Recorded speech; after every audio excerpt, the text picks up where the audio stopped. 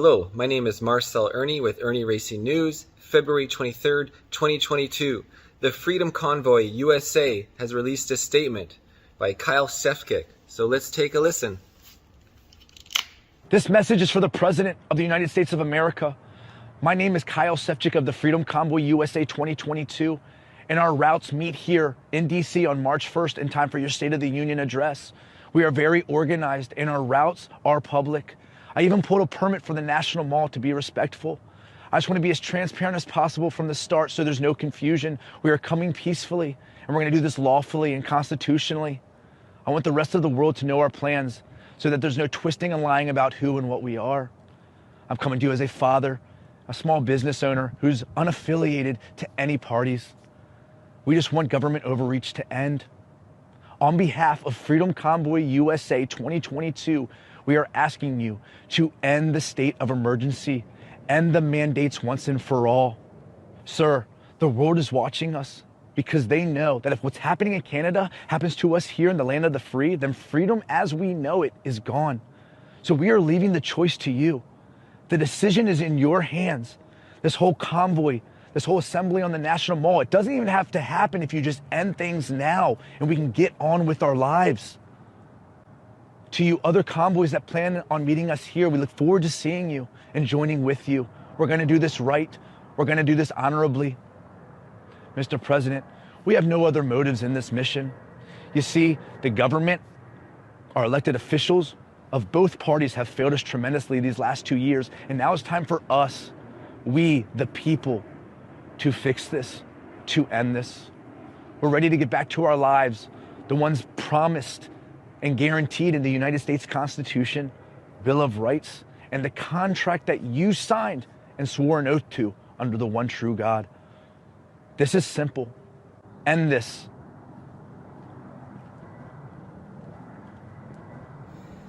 The fight for our God-given freedom is on. Trucker Convoy coming to America. Freedom Trucker Convoy, the USA version, starting February 21st, 2022. Startup point will be at Atlanta, California, where they start up with a nice, peaceful rally to head out on the 22nd to Washington, D.C., our capital. This is for the end of mandates nationwide. I am not here to bring you doom and gloom, just bringing you information to prepare for this. Guys, this is what we do. We prepare. Just like mainstream media, they announce a storm or another case of a geostorm like a floods, blizzards, hurricanes, etc. We prepare for what is coming. Since I talk about inflation so much, CPI has nothing to do with the Freedom Trucker Convoy of the USA, but they will create havoc on our supply chains massively. If they don't work, chains will slow down. We will still have bottlenecks in the system back up since the pandemic started, right? Now a little bit more.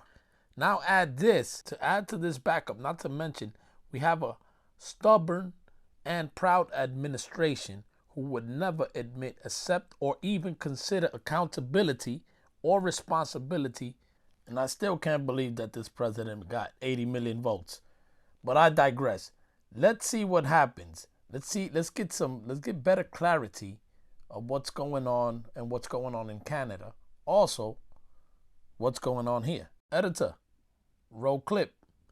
Fair use. 37-year-old Brian Brace from Ohio is a co-organizer. We are assembling here at this stadium here in California, whoever can make it. And then we're convoying out tomorrow at 11 a.m. We'll start eastbound on I-40, heading east and working our way up to Washington, D.C. We expect the convoy to grow by the thousands. On the truckers, the American truckers, that is, what started in Canada will continue here. It will be a test of the vaccine mandate. Convoys will start from Columbus and Cleveland, Ohio, and from Fresno, California. The plan is to arrive in Washington, D.C. on March the 6th. They'll be met by a congressional welcoming committee. Yeah, they're organized. Good timing. The COVID caseload is falling dramatically and the masks are coming off. But vax mandates, they are still in place. The truckers want them gone. Biden wants to keep them. Going to be a fascinating contest. You see, truckers work. They get their hands dirty. They are working people. They're supposed to be natural-born Democrats, but they're fed up with being talked down to by the elites who now run the Democrat Party. It reminds me of the class warfare I knew so well growing up in England. It's truck drivers versus the educated, the intelligentsia, the elites. A word of advice to the American authorities: do not accuse the truckers of being racists or Nazis. Don't threaten their supporters. Maybe you should go out and meet them. Trudeau wouldn't do it in Canada, but top Democrats could do it here. How about sending out Javier Becerra, who is supposed to be running our COVID response? Go explain to the truckers why they're being fired for not getting the jab. Or Vice President Harris. She could go out and find the root causes of their discontent. You better do something, because a sizable chunk of America's working class is jumping the Democrat ship. About the trucker convoy headed to the D.C. region this week. An event organizer says his convoy plans to shut down the local beltway. Our Fox 5's Melanie Altenwick is live with us right now, and I do want to pull her up here on our screens. Melanie, what is the latest on this story? So what we can tell you is that there's a number of groups that are organizing. They're doing this on social media.